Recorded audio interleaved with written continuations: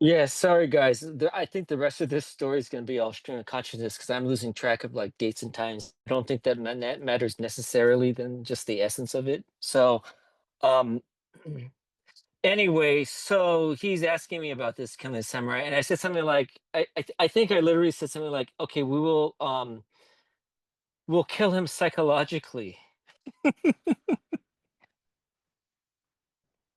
It was something that I said like somebody.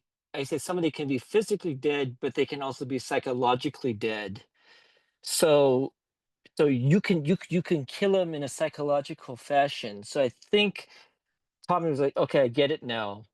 I think it was as a simple situation of him wanting to be, the victor who doesn't want to be the victor, who wants to be killed. Nobody does. Come on, ask anybody, right? So I wanted, so I think he wanted to be the victor. So so he technically, so he agrees. He agrees in essence. Now, question is that we don't know what he's agreeing and what the nature of it is, and if he's ready for these situations. Because I had heard stories, and this predates the uh, uh, the disaster artist book. So I heard these stories that he had like four cameras, and he was used to 20 people on the set, and he had two assistants, and he had a special bath, not a special bathroom, but you know what I mean. Like so I didn't know that he was ready to do, and even this, this was a lot of money for me, but it was still a small movie. So like, would he, would he know and could he adapt to that? uh but he had his manager Raul, which really helped him a lot. Like Raul was the one really uh that could talk to him, that could explain it articulately. And that's actually what Matt had, because Matt brought in his daughter, um Courtney. And actually, Courtney was the one that had posted the video. I think she got her dad. I don't even know how she found out. But she got her dad and she started posting his stuff, and he didn't know. And then, he was getting looped in on his account, his YouTube, and he was getting bombarded and flooded with stuff. So he had her, which was the equivalent of what uh Tommy had. So she was able to explain to him, because she was about to I think she was going to college at that time, and she was learning about filmmaking, and she brought her boyfriend Scott, and it was perfect because they were learning about filmmaking. So they were so she was able to tell her dad, like, this is how it works now, digital. It's not 35 millimeter. This is how we're doing. How we're doing this. And so forth. So around so basically it's at this time now in the middle of the Kickstarter that we announced sort of a date. And it's not really a tentative date because it's a real date, because I remember going to the studios and saying, hey, if we shoot Christmas, can you give me 50% off? And they said, sure. So we shot at these studios in downtown during Christmas. I think might have even been all the way to New York. I'm not sure. Sorry, crew. So and they gave us these half off rates, but they were still very expensive. I mean, this, like obviously pricing and anything in movies has gone down considerably since this movie was made. But at that time, studios were expensive. And we're so used to these cameras now, these small cameras that work on LED and batteries and all that. But we had to, like you go to like a three-story building that we were shooting, and you got to wire cable upstairs to run in your generators, and you got to, that takes like an hour of the day, and each hour is costing you like $1,000 minimum $1,000 per day. So any delay like that is just, it just screws everything over. But it's around this time that I feel comfortable enough with Mark's money and what the investors are telling him, and I feel comfortable with some of my sales that I could put in, maybe. I mean, generously, I could put in like 20, 25,000, and I think the Kickstarter's rate. I think at this point the Kickstarter's raised like 15,000 or 20, and it keeps going up. It surprisingly never hit. I mean, Kickstarter wasn't. I mean, it was a thing, but since then, my gosh, you could raise so much money on Kickstarter, like you could, so um So I start booking and paying deposits. Like they're like, okay, well, we're giving you half off, so pay us like now, or pay us this deposit now. So, so I do that, and I start looking for crew. I find my DP, cinematographer, Chris Felici, because he shot Blue Dream for me. Very, very good guy, very, very nice guy. But he's so uptight. He's incredibly uptight. Like if you press the wrong button, or if you say something's red but it's really blue, he just like it's the end of the world for him. So I brought him along, and like I brought him along because I wasn't really like I wasn't I've never really been in the production circles. So the access to like cinematographers and crew that I have is pretty limited. It was pretty limited back then too, obviously. Maybe I could tap into it more now, but at that time it was limited, and of course people you could trust, because there are a lot of shenanigans going on. Whenever there's like more money and stuff, there's always shenanigans. And you hear stories like crew stealing stuff and holding a movie hostage, and like, oh, we have your hard drive because you didn't pay this, or what, like you hear shady stuff like that. So I trusted him, but I'll tell you, like originally in my meetings with him, it was, it kind of got off, and I just had to accept it and figure I'd fix it later on.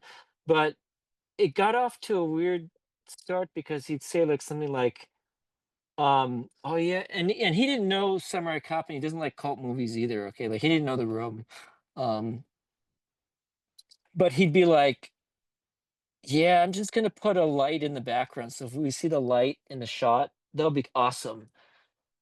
And I told him like that. I says, I'm not trying to do that movie. He says, "That's okay, that's okay, that's okay, that's okay. Okay, I'll do it your way, whatever." But what was happening is everyone was in on the joke, and it became infectious. So, and then I was very in over my head with this film, especially so early on at this time. So it was so infectious that like the production designer and the wardrobe people and the set decorators and the sound people, they were all like intentionally trying to make mistakes because they thought, oh, that's a bad movie, because it's, yeah, yeah, yeah, yeah, this is a sequel to a bad movie. Like even the guy who did the special effects, he was like, yeah, yeah, we're gonna make it look like it's wrong. And I says, no. I said that you guys don't get it. But we were so close to our time, and the way things were moving, that I had to start plotting stuff in. I knew if I didn't have all this cast lined up, all the crew, all the locations, we'd totally be screwed. And then, by now I was getting permits for the city of LA, which is a whole shady scam in itself. And, permits work, you got to do a date, and then you got to get a cop to come in and pay the cop who's retired, and he just sits there, does nothing. And, well, this movie had that stuff. We actually had to go through paperwork like that to get the city approved, and you know what I mean? Like, and I know it doesn't show up on screen, but there's a lot, and but I was essentially having to do all that garbage. And I'm not complaining, because look, and I got to do Samurai Cop 2. So, and if that's not going to help you enjoy the movie anymore, what I just said. So, but anyway, so it became infectious, and so they were purposely trying to make mistakes. And so a lot of this during the process of making the movie, during the shoot, there were mistakes I didn't discover later on, like till I saw the footage. I says, What the hell are you doing with that boom there? What do like this is absolutely absurd." Like, they weren't trying to sabotage it, but nobody took it seriously. They were like, "Oh, it's just Samurai Cop." So, um, you know what I mean? And so there was a lot of that going into it, that nobody took it seriously. It's just a joke. We have seven porn stars, who cares, whatever. So, and so now concurrently to this, I'm struggling with the fact that we've got set dates, we've got a crew, we've got locations, money started spent, my money is flowing at this point. But I don't have a script. And now Tommy Wiseau's involved. And essentially you know, Tommy's supposed to play that character that Bai's playing. So now how do you fit all this in? Now you're committed, you're committed to buy. You're not fully committed to Tommy, but don't you want Tommy? Like who's gonna give up Tommy? He said yes. Who's gonna give up? You know? Um, so but the problem is that her role is his. Uh so and then not to mention the early, the dilemma with, bringing Matt and Mark. And so like I was always trying to be fair and like, Mark, we're going to start the movie with you. I know I'm not saying I'm sorry that Joe came back, because this is great for all of us. This is great for you. It's great for the franchise, whatever, if there is a franchise. uh but you can open the movie. The first 20 minutes are you, the first 15 minutes are you, and it's your show. You know what I mean? Like, and you're going to discover him. He's a hermit. You're going to teach him. You're going to be Mr. Miyagi. You're going to bring him back. You're going to be Sean Connery to Tippi Hedren and Marnie. You're going to psychologically bring him back. So I think Mark liked that idea. And so as a result, he wasn't insisting on like being the star of the movie or having all these key scenes. So that's why if you see the movie, there's a huge chunk in the beginning where it's basically just Mark. Um, you know, that kind of thing. And then originally it was supposed to be this this whole Yakuza stuff where Beiling's character takes over the clan initially, and she assassinates George Lazenby. She sends in these. This would have been dangerous. It's still dangerous at the time, but she brings in like these group of children, like 5 and 6 years old, and they assassinate him with robots. Like the robots have guns, and there's like a drone. This is pre-drone, of course, but there's like a drone that fires and kills people, and so Bai is controlling all this. So that was in the original draft, and so then all of a sudden, like, where does Tommy go in? How do you do, what do you do? Um, anyway, so concurrently to this, the Kickstarter is sort of taking off, right? We're on Ralph Garman's show. Where else are we on? I'm sorry. Oh, the Red Letter Media guys really promote the hell out of it, and they get some more people to come in and donate. Some people do fan videos.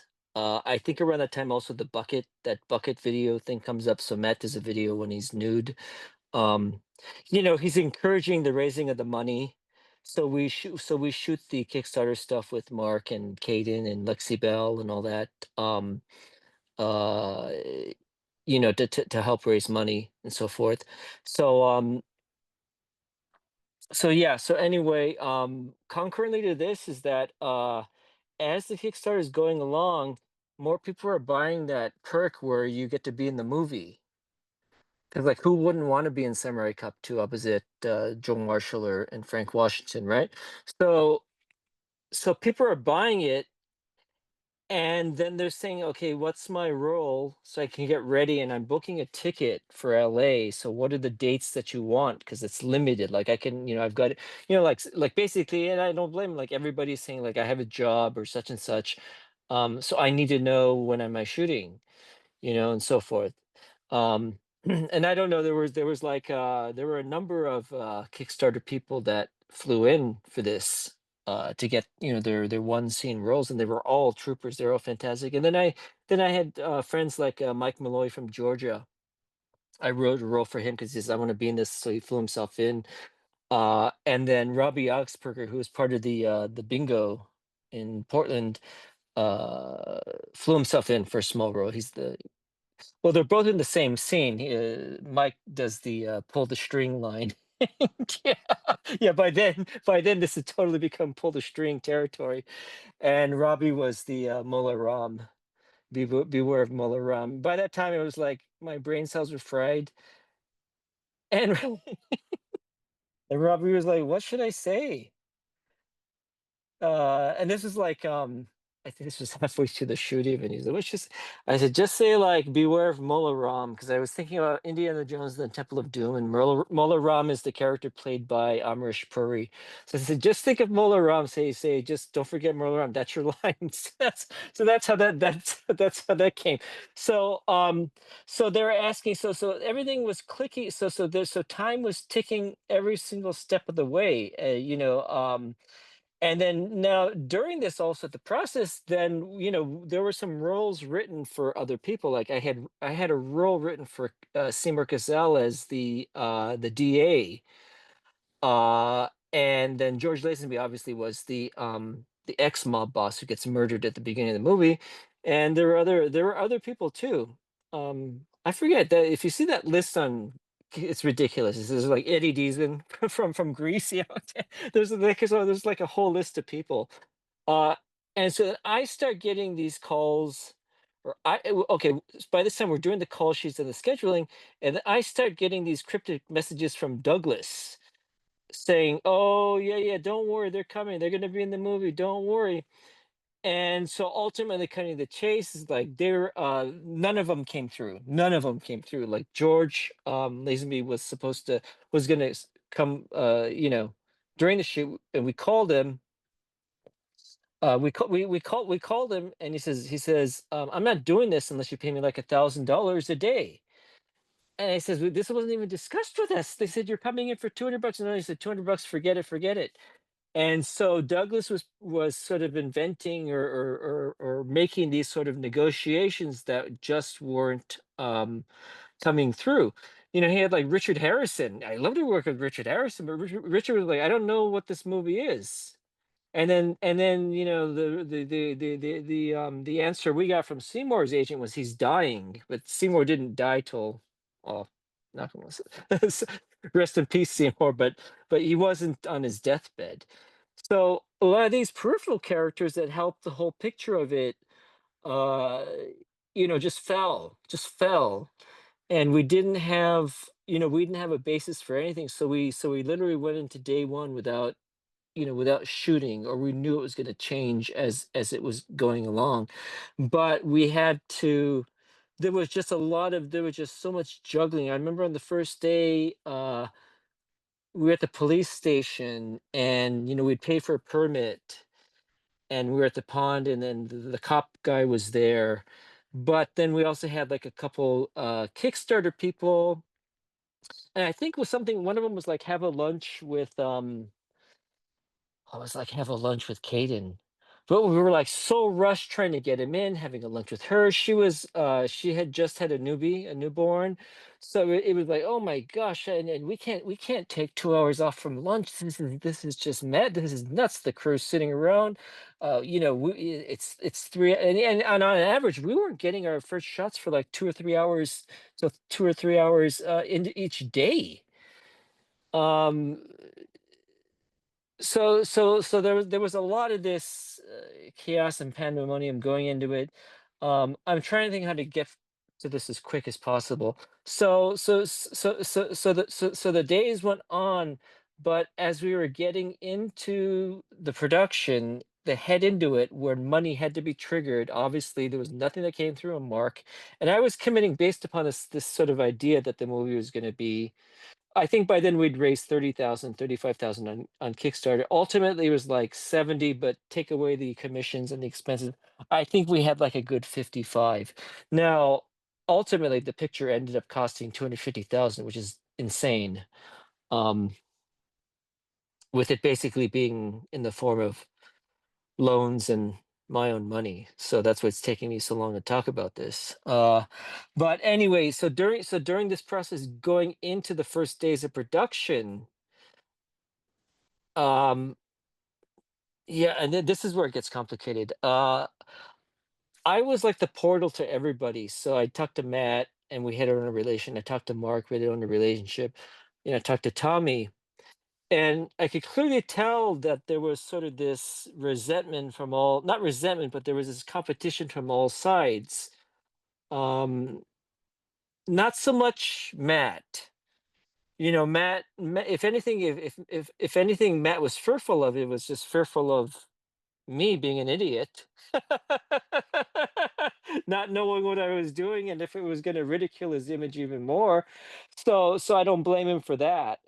But whereas, some of the other people, like the, let me kill the samurai cop thing, that was just an ongoing talk that had to, you know keep getting nurtured, and I'd have to say, Tommy, this is good, and then Matt did take a stance, because he should. I mean, he was like, no, I mean, you can't, this is samurai cop. Tell Tommy this is samurai cop, which it was. Like, he's not, you don't kill the samurai. I don't know. Maybe you do kill the samurai cop. Maybe I did kill this franchise with this. um, so there was always that process. And then with Mark, we'd get these calls, and Mark would talk to me for an hour, and just like, I don't know, when you go down a portal, you know what I mean? And he would say things like, I'm not going to show up, or let's see what happens, if I don't show up. And then Tommy started saying a little bit of that, but not so much, because Tommy was very professional in this movie. I know everybody says how he is. I loved him. He was absolutely fantastic, fantastic.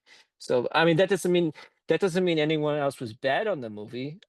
You know what I'm saying? But I'm saying, like, if anybody of the cast that understood filmmaking, it had to have been him. So. And we had peripheral characters like Mindy Robinson added a lot to it. I thought Lisa London for sure. Uh, Thomas Churchill, mostly cut out, unfortunately, but I mean, he was, good, well-rounded character cast that you want for this kind of movie. So leading it into it, I was like, I'm not sure that, like, how are we going to get this off the ground? Like, what do we do? Uh, like Matt, is Mark going to show up, or what's going on? And then this is sort of when Matt became the producer, a producer on the film, like the key producer. Like, as far as I'm concerned, there were two key producers on this film. That's me and Matt.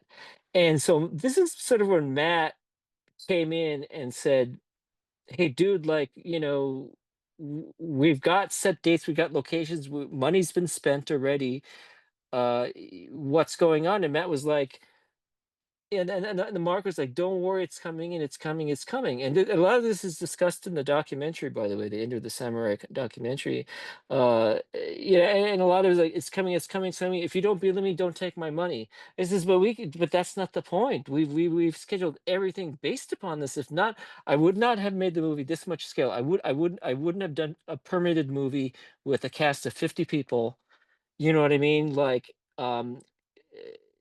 it wasn't a SAG movie, but it sure as hell could have been a SAG movie. Uh, we had a stunt team, and they were rehearsing, but they didn't know what scenes were being shot, because the characters would change. So like they would rehearse with, like, Mindy or Bai or whatever against somebody else, but then that somebody else would be recast.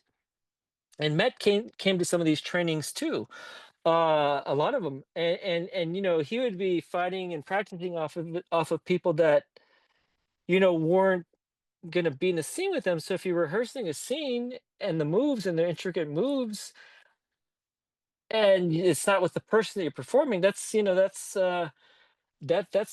of hard to pull off. And we had a great team. I mean, we had Mario Rocha and Kevin Baril, and I mean, their stunts were fantastic. I mean, they were doing flips and all that, and they didn't get to be used for their to their fullest advantage, because a lot of that during prep,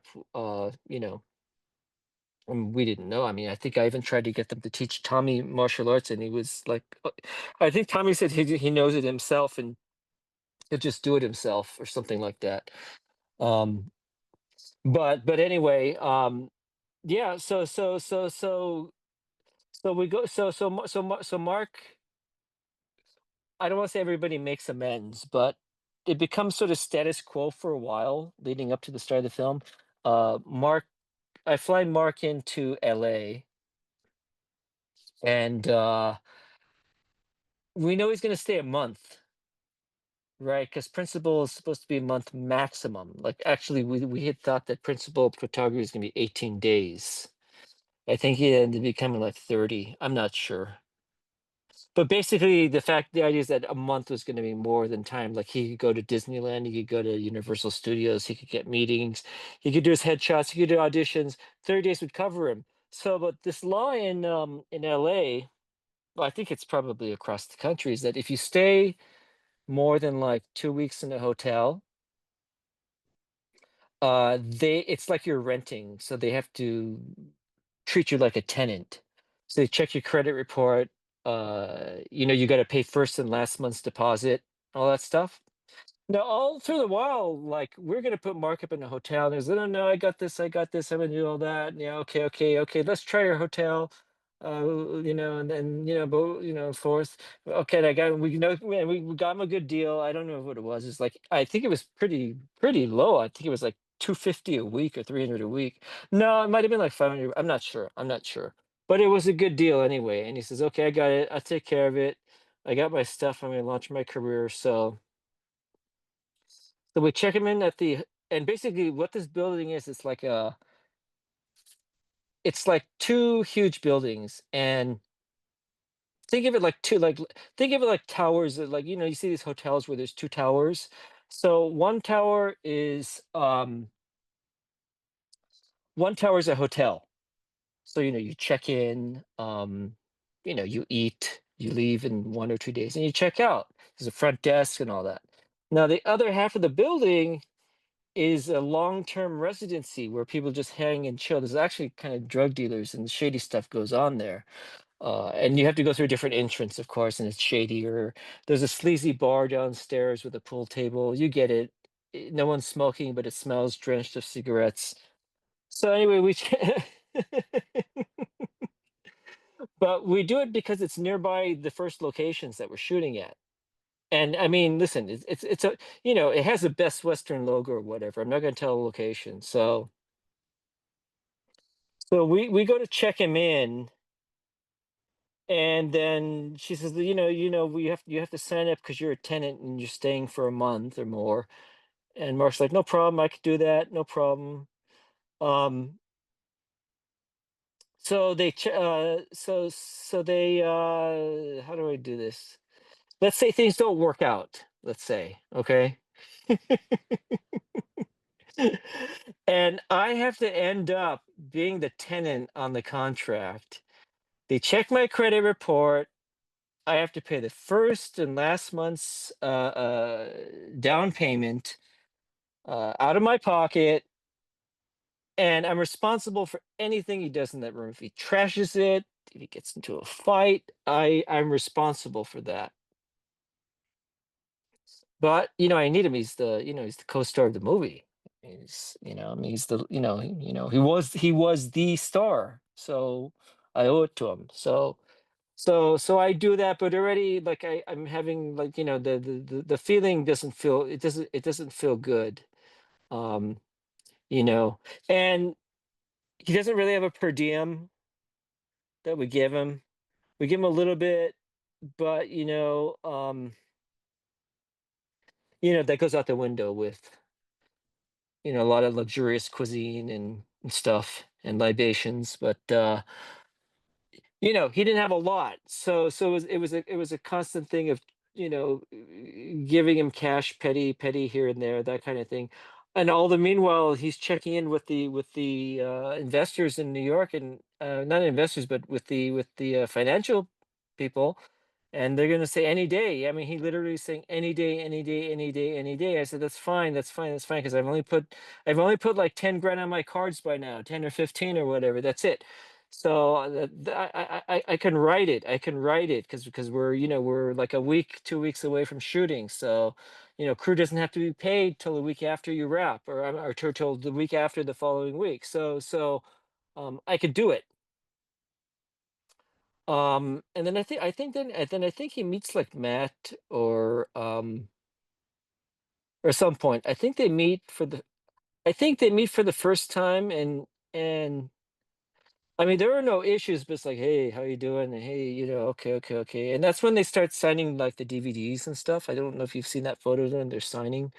Um, so they're getting into this. There's no reason for things to go insane, you know, at this stage yet. And I think that's how I'm gonna wrap on this, and then, I will go into my next episode. Boy, I didn't realize it was gonna be epic. Mm. Getting back to that hotel. So yeah, there's a footnote that follows. I don't like to I don't want to put anybody in a bad light. I'm just going over what I experienced in a lot of these kind of things, and I'd never want to defame or you know that's the least of my intentions. Uh, so anyway, Shane Ryan, who's one of the co-stars in the film, ended up staying at this is like during the middle of the shoot, I think. Because what happened was is that Mark wasn't called on every day. So he had all this free time at the hotel and he didn't have a car, nor did he have somebody to drive him around. So he got pretty bored pretty fast. And the only place to hang out was this bar downstairs, um, and the pool table. So I guess apparently, Shane doesn't live in LA. He lives a bit of a distance. So when he goes to shoot a movie, he comes into town for like a week, and then then he goes back up north. So he essentially said he needed a place, so he was going to book. He booked the same hotel that Mark was in, and he booked it for like maybe 3 or 4 days. But I remember I got a call from him from Shane. There was a call or something, and I guess Mark was obnoxious, and he was insulting. He was insulting somebody at the bar, and it was a lady, and she went ballistic on him.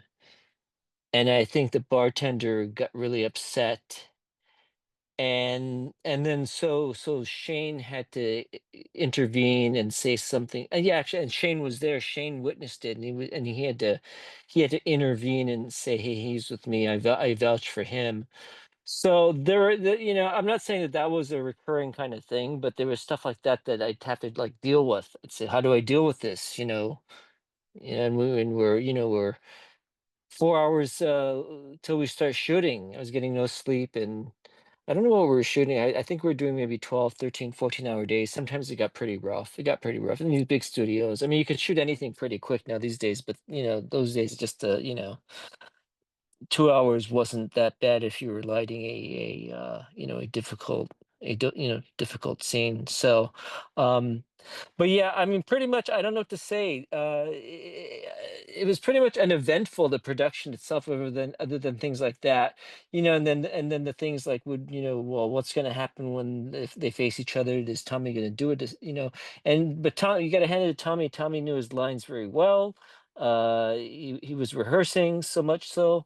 I mean, I'll never forget though. Like, I mean, you have to give him a barometer, but I remember at one of the locations we were shooting a fight scene, and yeah, it's that fight scene with Shane and Lisa London, and we're ready to shoot, and I just hear this like shouting nonstop, and it's not even like Shakespeare, it's just like shouting, and I said, "What is that?" And it was like Tommy rehearsing his lines in the green room area, and he didn't know that by shouting so loud, it was affecting the sound on our movie. And it was a pretty big studio too. I mean, easily 10,000 feet, 12,000 square feet. But I mean, I don't think he knew. So Raul was able to like coach him on that, you know, and stuff like that. Um, Another obstacle we had was that the special, this film it wasn't heavy on special effects, but it was like one of the first time when I had to rely on reasonably good CGI that I needed. So there's maybe like 150 CGI effects, and then but they were practical effects, so we used real blanks because I wanted that feel. I mean, now I'd never attempt to shoot such a low budget film with blanks because even blanks is still dangerous, and they're not necessary either. you know, um, but I wanted some of that realism. But, naturally, when you're doing that, everything is gonna, you're always gonna like, when anything is like dangerous, you have to be very, very careful. And usually there's gonna be a snafu or something's gonna be malfunction. So you have to be very, very careful when you touch this stuff. But so we'd have to have these safety meetings, of course. Uh, you know, how to handle the guns, how to protect yourself from flying glass, flying shells, all that stuff. Uh, so anyway, but when we did like the action scenes, uh, the guns would always jam, like every take they just jam, and they fix it, and they jam. And then what I soon realized what was happening, with somebody told me, is that it was the wrong caliber for like the gun, so that's why it was jamming, because it wouldn't fit, and on top of that, the special effects person, we had laid out this whole thing, like there's going to be this flying guillotine, and it's going to work as a droid, and it's computerized. It's going to have this RGB lighting. It's going to fly through the air. And it's going to have these sort of phantasm steel blades, and it kills these people during this assassination scene. And by the way, Lisa London replaced George Lazenby, so and that's and she's in the funeral, the wake scene with Tommy, when he basically tears up the room. But her character, that scene where she's embalmed in a sitting position, is sort of a nod to The Outside Man, the French movie with Roy Scheider and Jean-Louis Trintignant, where the mob boss, played by, I think his name was, what is his name? Alex, not Alex Rocco. Anyway, forgetting the name. But anyway, the mob boss's funeral, the wake, he's like sitting down in embalmed position. He's got a cigarette in hand, it's still lit. So I was trying to do that with this character. So although she was playing male, she was androgynous and so forth. So but it kept but yeah, so there was always malfunctions on the bullets. um Devising the device, the weapon itself, like, it was this sort of phantasm steel ball. And I'm not a engineer, I'm not an architect, I'm a designer.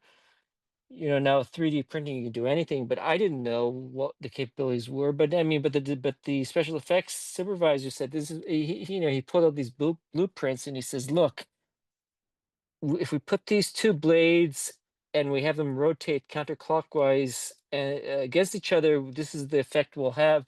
And so we can put it on this kind of wire line, and we can fly it through, and you can attach this to the camera. So then you wouldn't have to necessarily do CGI for all these shots, because a lot of this is practical. It's flying through the air. So I said, that sounds fantastic. Let's go with that. And this is on top of what other props they do. There were smaller props, like Joe at the beginning supposed to be poisoned from a flying dart. Originally, someone was supposed to have those Japanese flutes in it, and she blows a dart. And it actually was supposed to be Caden Cross's character. She blows a dart, and it hits Joe, which brings them to this fever dream where reality, he doesn't know what the reality is. So that's missing from the film. So you're missing a great component, and everyone says it's just a psycho, ridiculous movie. They don't care. So I get it. I get it. A little scene like that would have helped with establishment. So anyway, the special effects supervisor, like we're getting close to the date of the production, like when props are supposed to be completed, and we're supposed to, like, rehearse the props with the actors to make sure everything's there. They're supposed to be painted, organized, scheduled in. And that wasn't happening. He was like, oh yeah, yeah, I'm working on it. You're gonna love it. This is awesome. You're gonna love it. I even went to his factory. It was his garage, basically, but where he builds prosthetics. And he says, "Look at this. This is great." And he was showing me like a thumb. It was like a thimble, like thimbles when you're sewing and the needle doesn't hit your finger. He showed me like a thimble with a little like transistor ball. He says, "Does this look amazing?" I was like, yeah. Where's the guillotine?" And every week he would say that. He would say, "Oh, it's coming along good. I'm picking the right paint color. When it flashes, we can make it. We can make it." And this is before cheap LED lights, by the way, that you get on. Amazon and China sites. And he says like, just got to get the right paint. I got to get the right gravity going with the wire.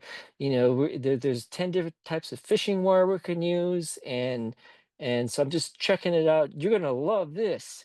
So naturally, week goes by, nothing happens, and then we start shooting. I have to accept it. I'm never gonna see these damn props, right? Especially like a key prop in the movie. So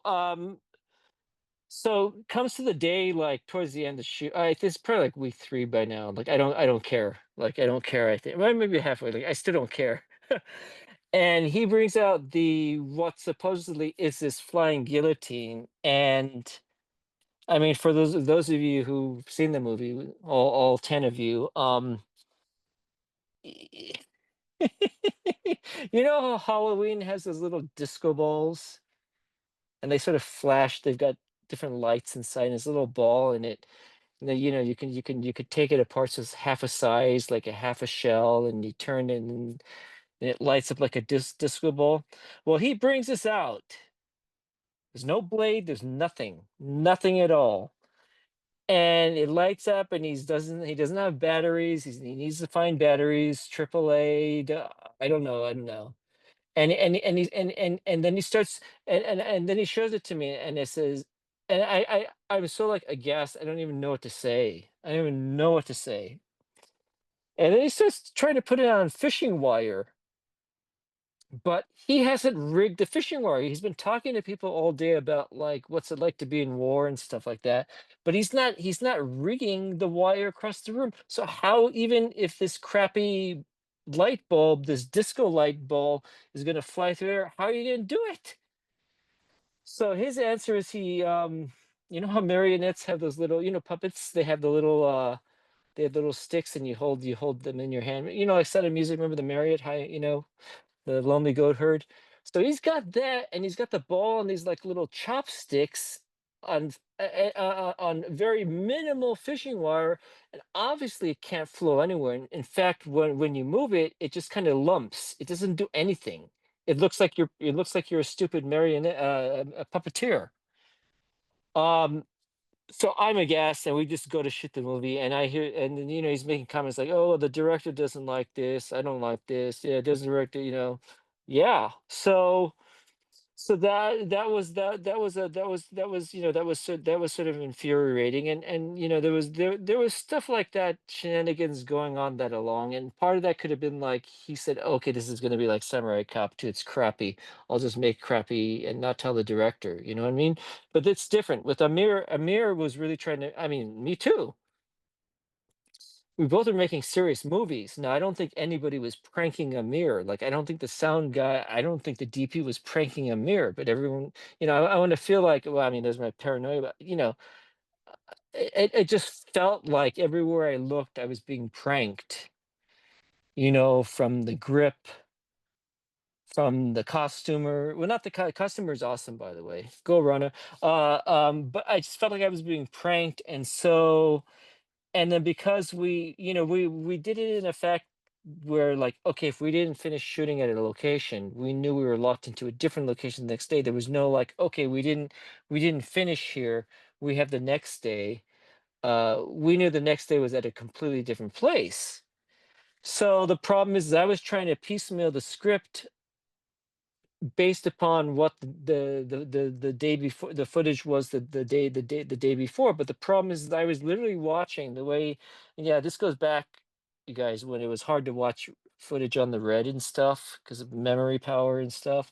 But it was really to the fact that I would watch dailies like at 5 a.m. and then try to write a script that we could shoot at 7:30. It was insane, very insane. And on top of it, all this other hoopla that was going on was just pure ridiculousness.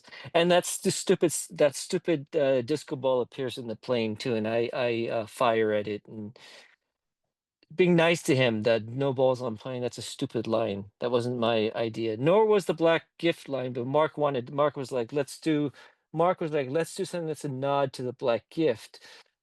I have this box. Let's pretend there's a black gift inside of it. I said, I don't know what you're talking about. Just do it. So, but that's where I get criticized the most because they say, that's sort of like one of the few times where there's a wink, wink to the audience, um, which Mark wanted to do, you know. So I think he's the only one that winks at the. He's the only one that breaks the fourth wall. Joe doesn't do it. I think it's just the Frank Washington, and that could be maybe why also that people are criticizing it. I don't like it. I think it's stupid, but you know, it's what it is. I mean, I got I got my moments and so forth. So to be continued. Let me think what I can think of next. Anyway, so around this time, drama keeps brewing, and when you put out something, then it keeps coming back. So, but fortunately, we get through a lot of the Kickstarter people. They're all gracious people. They're all kind of just to be a part of. They're great. They're great. They did their roles. Wish I gave them better scenes, stronger scenes, honestly. But I think we literally were just saying, "Hey, you're here. uh just say this." I mean, that's literally what it had to, because we were so far behind, and what they were supposed to do was something was meant for another scene or something, and but yet we were stuck at this bar, so we had to move them to that bar, and so forth. And then I believe, no, he wasn't part of the shoot. Dave at 80's Picture House comes to visit. I want to say he visits the set, but no, I think he comes afterwards when we start presenting the film. Sorry, Dave. My mind is really yeah. Dave and Tina. Tina didn't come, but they were one of the first proponents of the Samurai Cop and the Kickstarter. They were really they hosted some screenings in England, and um just gave all around support.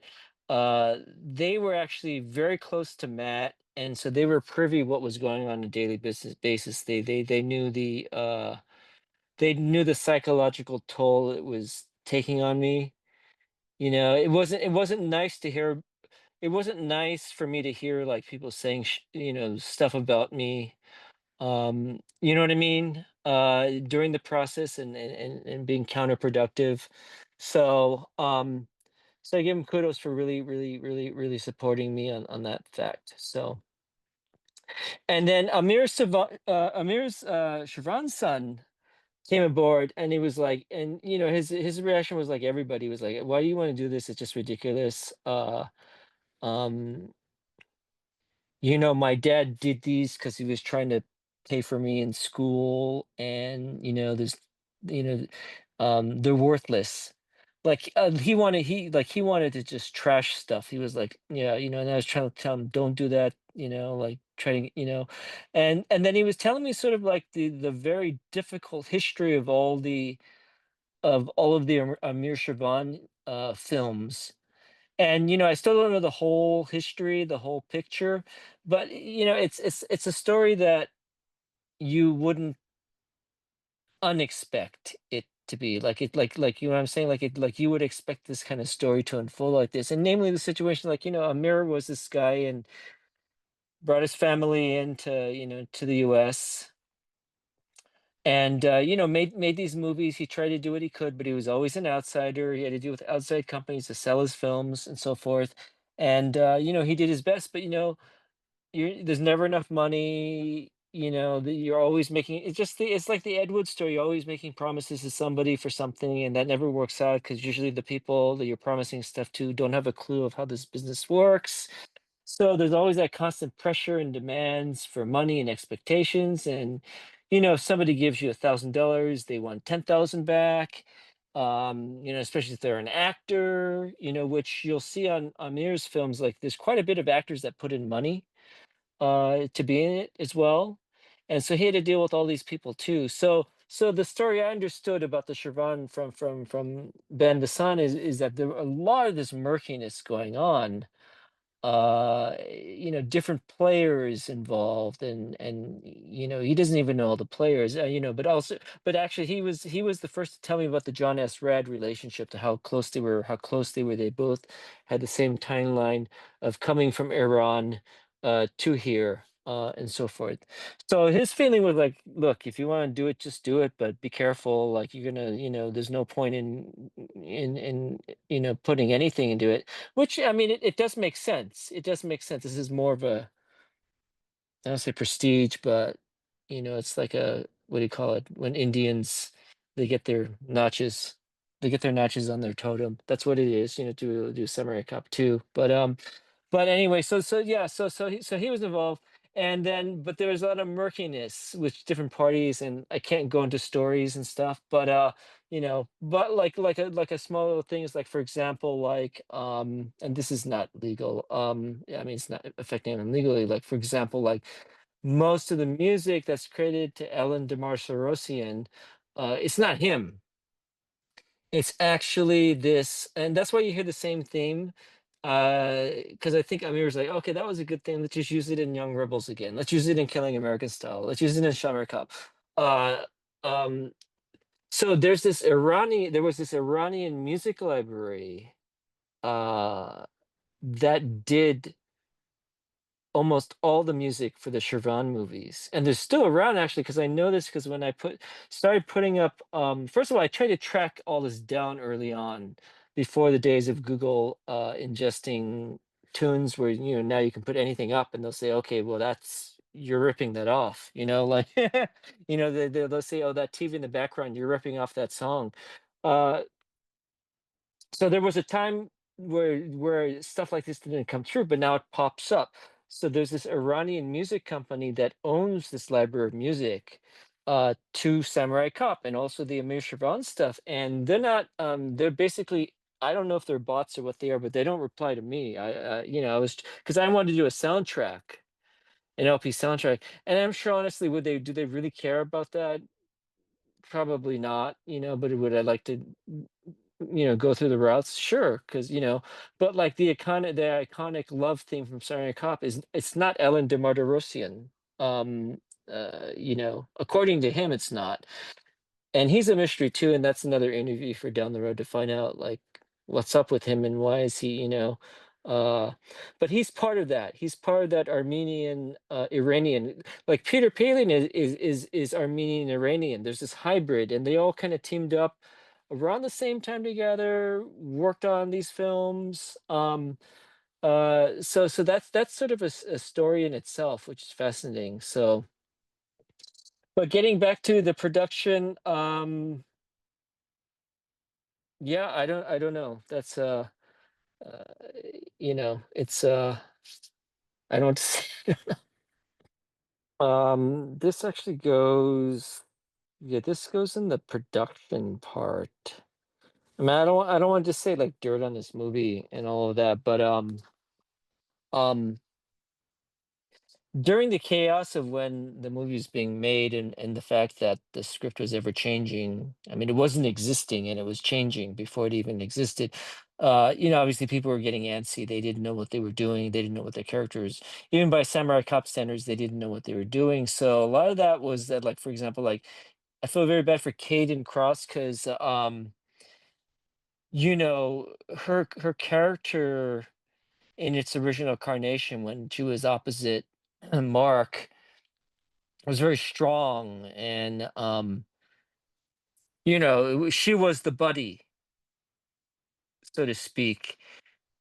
And the fact that she went along with everything that I said, but in the process her character morphed and even demorphed, or became less of a character.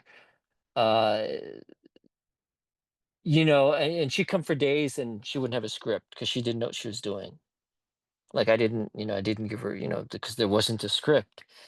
So I felt bad about that. And then I remember she came up and she says, like, I really wanted to do this so I could, I want to be an action star. I want to make action movies. And you're not giving me a chance to do that now because you keep changing the character. And I said, yes, I had to explain. I mean, this is what happened. And we have no more money left, and we have to get our way out of this movie. And I figured out the only way. And when I had a discussion with my close circle, I says, how do we get out of here? Because I can't deal with these lunatics. And who's willing to go along without giving us the least trouble? So I think it was Chris, the cinematographer, that says something like, okay, and he brought out this diagram, and it was sort of it was this diagram that was like a map, but it had these cubes. Think of it like a maze or something. So one cube was connected to another one. It was like sort of like a pagoda. Essentially, what he was doing was he was mapping out like Bruce Lee's Game of Death. So, in other words, Joe would uh, go after this person and kill him. Then he'd go to this firm and kill her, and then go here and kill him. And so, systematically, we were able to remove each character and come up with an ending by virtue of the fact that no one would be left except for Tommy Wiseau, right? So that's sort of what happened. So all that whole ending, that whole getting into the corridor and fighting Bai Ling, and Robbie saying Mola Rum, and Mike saying pull the string, and Mel Novak saying I've come so far or something, or I'm judge, jury, and executioner. So all that stuff wasn't scripted. It was this was our way to get out of it. So you notice like Mel gets killed, like everybody gets killed from each scene that progresses, and that was our way of getting out of the movie. And then I had to invent this idea now that Tommy was the brother of Caden, you know. And by the way, Tommy's name Linton Kitano. Well, the Linton name is impure, and I always try to give him inspiration or homage when I can. But Linton Samaga is a fantastic director from Sri Lanka. He's one of their few classical directors because their industry is pretty small, and he's won a lot of awards. Like he's the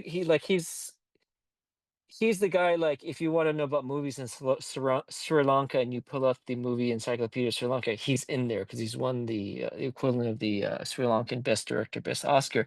And I found him because one of my producers on Mad Cowgirl uh, went to the 7-Eleven in Studio City, and he was working there. And every year he was like working there. I'm saying, my gosh, and I've seen his movies. I even distributed his movies. And these are amazing movies. I said, he's working at the 7-Eleven still. And so I tried to give him homage. I was gonna make a movie with him. Things didn't cross paths, um, I'm not ruling it out, but that's my nod. So that Linton reference, you'll see that uh quite a bit now. I don't even think he knows. Uh, but you never see the name Linton. I think he's the only one in the world that's got the name Linton. So just highlighting more production stuff is that one day we were going to shoot in 35 millimeter because the DP at the studio, I forget his name, I'm sorry. He said, like, I have some raw stock. I've got some short ends, which are basically like rolls of film that aren't used. So they recan them, and each reel is like 5 minutes, each reel is like 10 minutes, but then if they maybe they shoot 2 minutes, they call it a day, so they wrap up those 8 minutes and they resell it. So he said, I have this raw stock, these recans from I think he said Armageddon. It was some kind of I think it was a Michael Bay movie, I can't remember. Avatar, I think it might have even been Avatar. So anyway, so I said, okay, well, let's shoot it then, because you got the 35 millimeter camera, you got the lenses, let's do it. And so, but as a backup, we were going to have a second camera, HD camera, side by side to the 35. So in case if the 35 thing didn't work out, we'd have the HD. So, but the problem is the framing was different. So like in the HD version, you see the camera and the reflection of the taxi, and that was probably intentional for the guys when they were shooting it. But then the 35 millimeter version, it's well framed. You don't see that at all. But anyway, the DP said to the camera AC like guy, like, can you load the film? Do you know how to? And he says, yeah, yeah, yeah, yeah, yeah, I can load it. And so we're getting ready to shoot the scene, and I think the scene's like with Lorene and Matt and Jose Lito.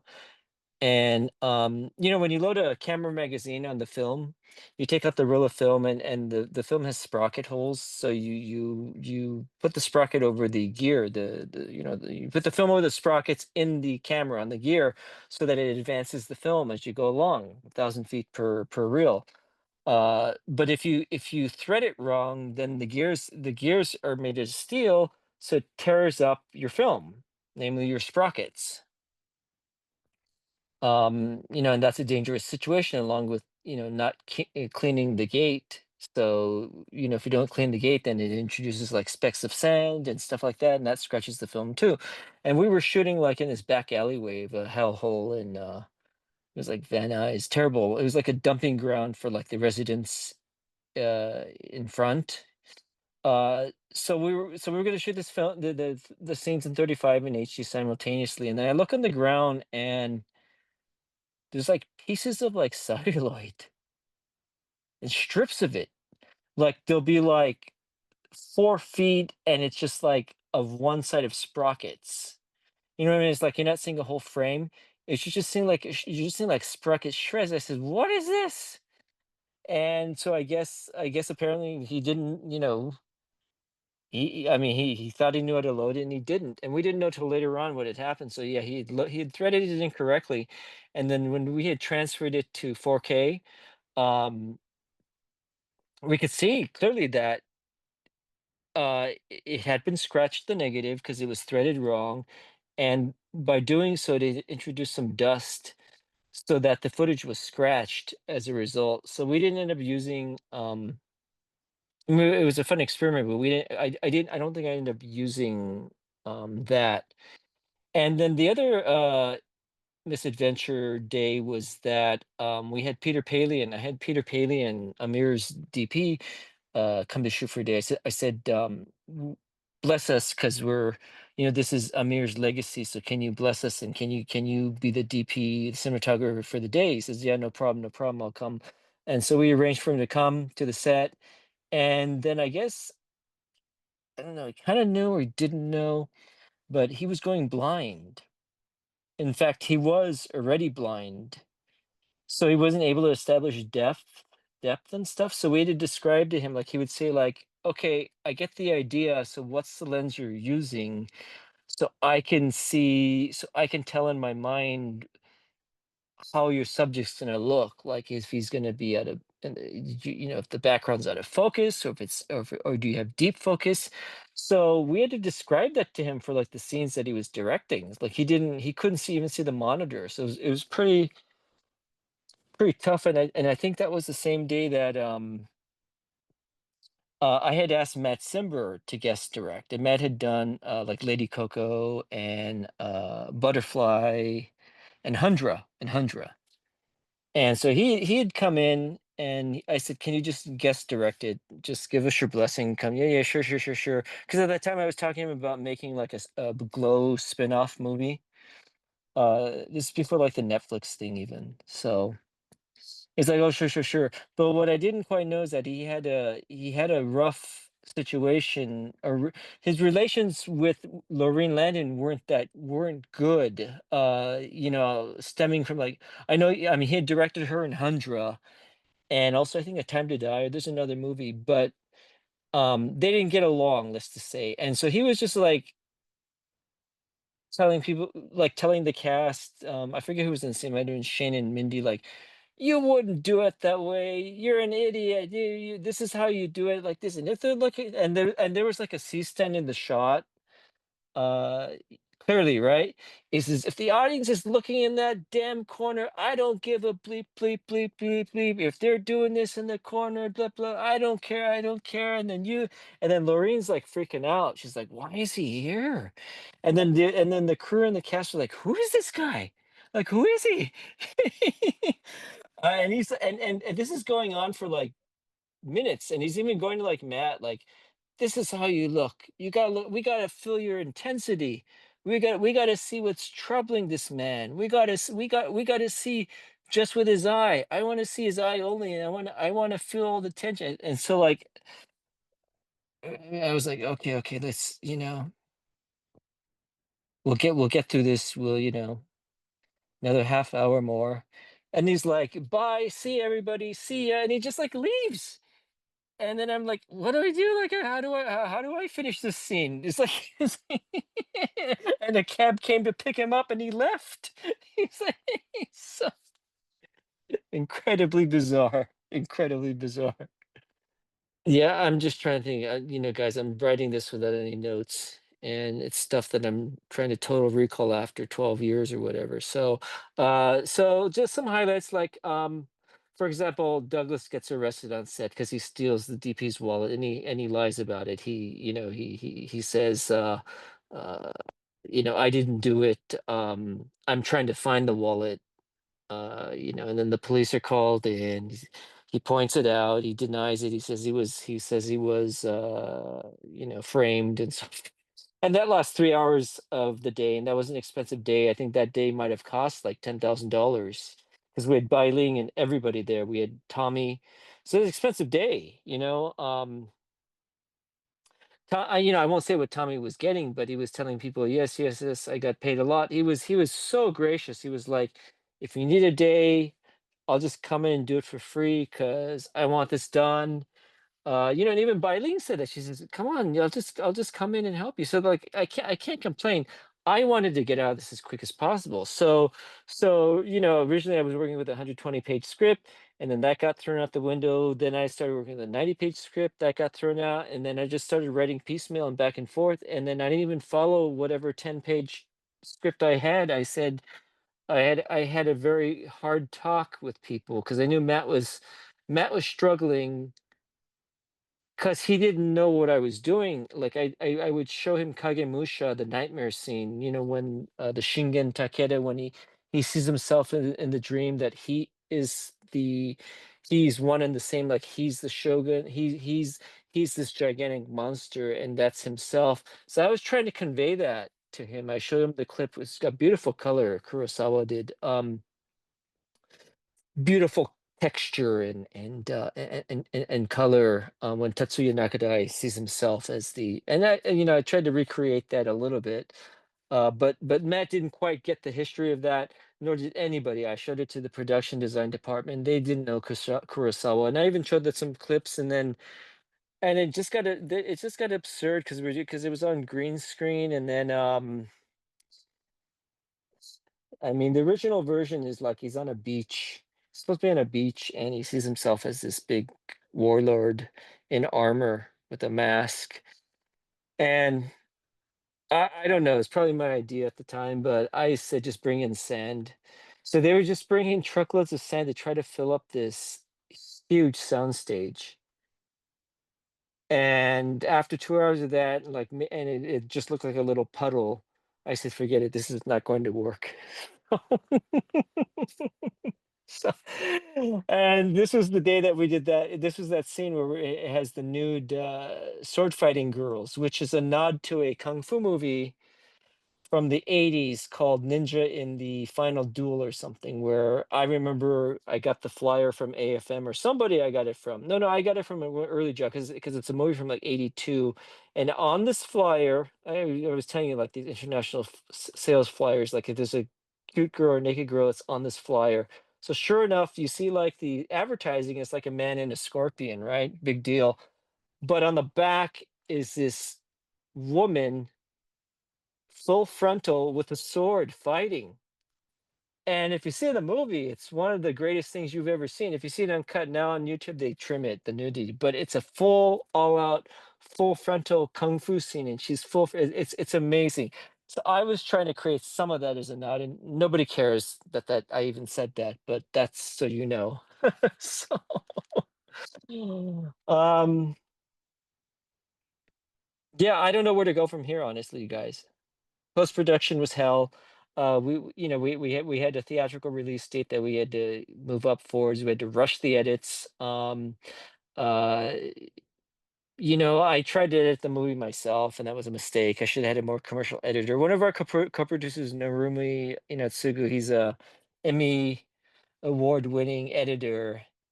But he does like reality. But I think he expressed wanting to edit it, and he probably would have given it a more commercial uh feel, although he wouldn't been given much to much to work on. The effects were a nightmare. We had one guy. Well, first of all, it's not advisable to do your effects on like Fiverr or get these guys, or I think it was like a Craigslist at that time. uh yeah, so we had one guy I don't want to get to minutia or detail, but we had one guy that was providing effects, and he was like, "Okay, what lens do you want it to look like? Do you want it to look like 35 millimeter, this kind of close up?" I said, "That's great. Just do that, do that." Um, and then he quit. And then what ended up happening was the production designer of the film ended up becoming the post VFX supervisor, but she had only had experience in models. Like, so in other words, she's on Titanic, but she's like making the bed, the model bed, and the ship.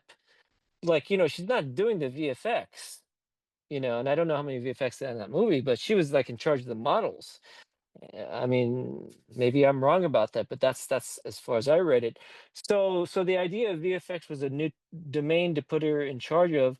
And so the first guy quit. Second guy did it wrong. Like, everything was like there was no depth of perception. Like, you'd see his green screen and all the stuff that we were trying to plan with, like with Lexi Bell and like the fish aquarium.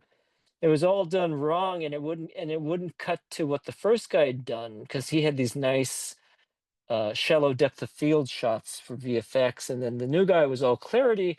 It doesn't match. It doesn't cut together, because one is very clear, the background, and then you're cutting back and like it's out of focus, the background. So what is it? And then I was getting frantic because they kept sending in shots, and they totally were way off.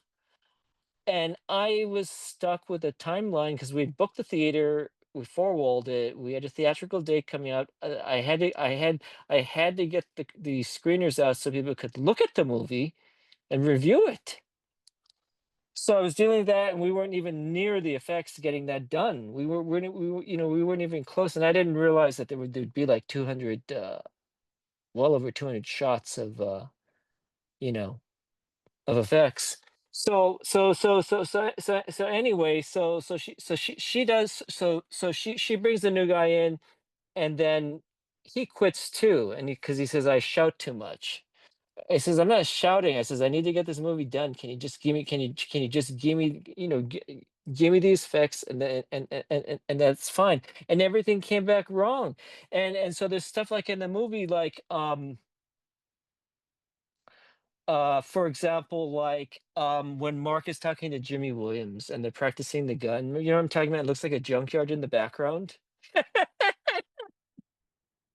I think if you ever see the movie, it's god awful. It's ridiculous. So what I didn't know is that she was secretly making her own VFX shots, because the artists couldn't keep up. So she was trying to pick up the slack by doing stuff on her own, but she didn't have any background in that. So a perfect example is like when you see Thomas Churchill's character when we introduce him as Roger Takahara, right? And he's the big guy, the bald guy. He looks like Tor Johnson, right? Sorry, Thomas. Um, and he's walking, and the background is not moving, right? And everybody thinks that's intentional, and it's ridiculous. That's how they gave it to me. I didn't have time to change it. There was no perspective. And whoever designed that shot, which was, I believe that was one that she did, like how do like I don't know under what principle or viewpoint you think that that's going to be a VFX shot, unless you're purposely trying to make it look stupid. You know what I mean? So there's just stuff like that. I'm going on the record here, and I know Emmanuel was going to listen to this, but I'm going on the record on some of that stuff, because I'm not saying I've been unfairly beaten over the years, but and I believe the movie ultimately needs to stand on its own. You can't say, "Oh well, because I ate the wrong soup that day. Give me forgiveness." You know what I mean? No, no. But I do feel that it gives some perspective when you hear some of what I have to say. I'm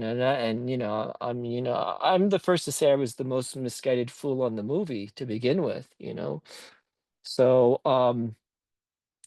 but that's where that stands. And then we had the premiere. I don't know what other I don't know what other during the prep period, Robert Zadar would stay in close contact with me, and he was getting sort of worse and worse each time he'd call. We even got a ticket for him during the first week of shoot, but he got snowed in and he had to cancel. But he lined up an assistant to take him to the airport. And so then that means he missed the first round of filming because I think we shot this movie in 3 different, rounds. So we're gonna try to get him back for the second round, and then he just didn't make it. That was then we heard that he'd passed, and I was like, "Oh my gosh." Because that was the last, character from the first one. Although I don't know where it would have progressed because originally he was gonna be teaching his sons to take over, and his sons were played by Jesse Lubick and Matthew Mahaney. They're the two cops in that scene where they're fighting, where Joe Estevez is saying, "Knock it off," and they're just fighting for no reason, which I don't know what that scene means, but they were supposed to sort of take on the path, and they were going to be like these hit people that were following Joe Marshall throughout the film. So they were kind of substantial, and then Lexi Bell was going to be this flying guillotine girl. Well, it was her and Nicole Bailey. They were going to be these flying guillotine girls, killing people at donut shops and stuff. And I mean, it was, it was a lot of fun. What potentially could have been, but the question is, like, at some point, I even think like, it was very hard to reverse engineer. I was trying to figure out the fact, like, okay, if what happens, and this is where I should have taken statistics or whatever research. It was like, what happens if Mark doesn't show up, or what happens if Tommy doesn't show up, or what happens if Matt and Mark fight each other? Uh, they can't be in the same scene together. What happens there? Uh, so I had to have the script in such a way that if we said, okay, it's 10 a.m. or 9 a.m., Stones doesn't show up, let's lift up this scene, then we still have this movie.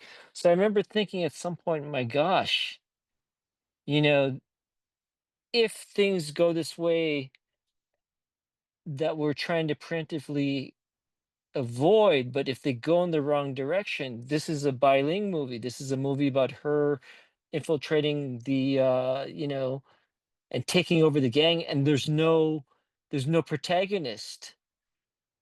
Who's she opposite with? And so there was a concern that the movie was just about her. And so when you look at it now, if you look at the principals, they don't really appear in the same scenes with each other, except for, of course, Joe and Jennifer, right. I remember, I mean, I hope no one gets too angry at me, but I remember, like, the tension got so high during one day of the scene that I had to shoot a scene with Caden and Matt, and because they didn't want to be in the same scene together. So I did. I mean, but that happens all the time. Like on studio movies, like, they'll shoot just the close up of an actor, and then the actor can leave, and then they get the reverse with somebody else when that actor's not in the room. So I got my taste of that. So some of that happened, but I was quickly losing the cohesiveness of stuff, and I didn't know where it was going and what was doing. All I knew is that the moment that the dollar ran out, I'd have to be inventing stuff in the editing room, which I did ultimately. But I wanted to, you know I didn't wanna have to rely on 90% in the editing. And it almost, clearly almost became that way. So, but anyway, getting back to the effects turned out good. We had to basically, essentially, we had to do the effects 3 times.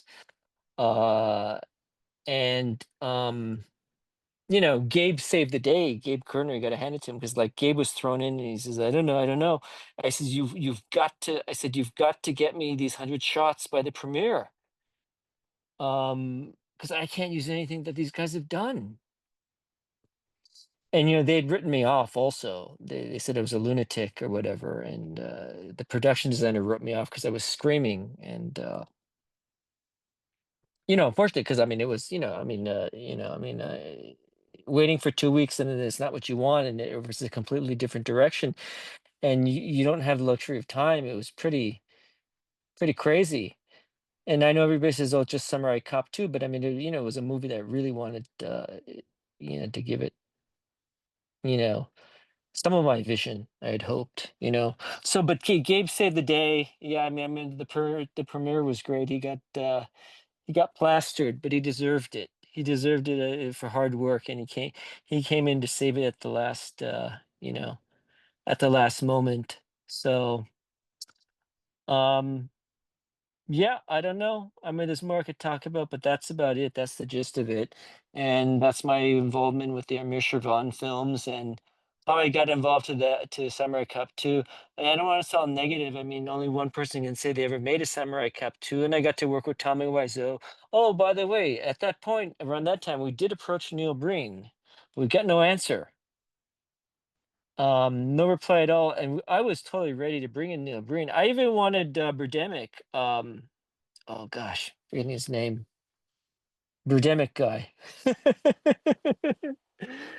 I had toyed around with getting Juliet from the room, but I think Tommy says that's probably not a good idea, which I agree in retrospect. Uh, so I was going to, yeah, so I was going to have Neil because Neil would have been amazing. And the funny thing is, like, I made the movie, and then I think I got the answer from Neil like 2 years later, and he says, like, are you interested? Are you still interested in me? I actually don't think it was two. It was like 5 years later. I remember seeing an email from Neil, and he was like, "Are you still interested?" So,